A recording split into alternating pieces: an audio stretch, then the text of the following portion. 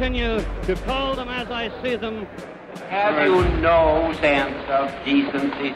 Joseph McCarthy came from a modest background and was entrepreneurial from a young age. He sold chicken and eggs as a teenager and succeeded in a variety of fields. He served in the Marines and attained the rank of major. He left the service and parlayed that into a political career.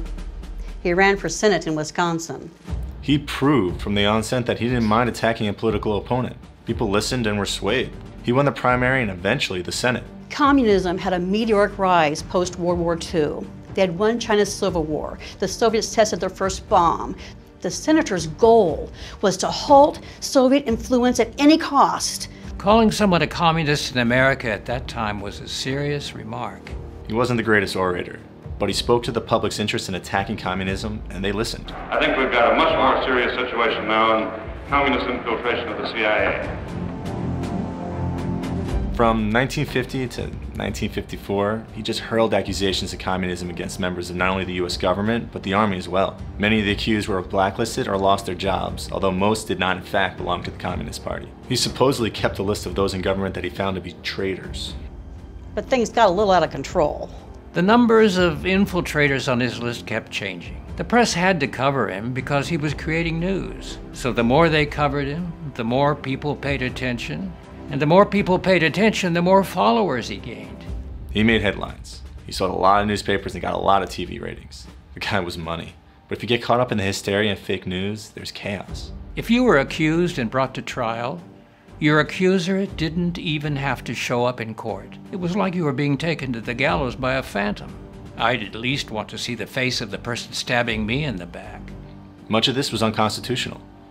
It went against due process, freedom of speech, and liberty. And these were the hallmarks of our country that he claimed to be fighting for. Television had really helped him gain the fame and power he desired. And it was television that helped lead to his downfall. Edward R. Murrow, who was already a famous voice in radio, made the transition to television with his show See It Now. His piece condemning the senator was influential in his losing the public's approval.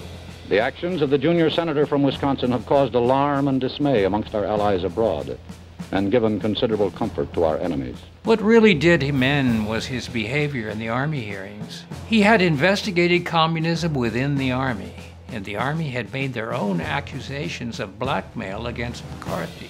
He just unraveled. His team doctored photos and memos, made bizarre accusations.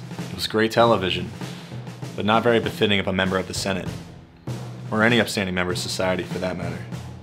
Things came to a head with Joseph Welch, a member of the Army's council. And finally, Welch just had enough and exploded on him. Have you no sense of decency, sir, at long last? Eventually, a vote was taken to censure him within the Senate. He was effectively frozen out. Senators stopped attending his speeches. He faded away. He battled demons in secret and was dead by the age of 47 while still in office. But even in those last couple years, he was still eager to destroy communism in the United States. Looking back, it's chilling to think it even happened. It was a failure of our government's duty to its citizens. What began as a noble cause very quickly became national panic. It was pandemonium. Joseph McCarthy was a demagogue in its purest definition. I realized that getting caught in the moment is a dangerous thing, and reflection is always important, especially when your actions can influence others. This was a piece of evidence of history.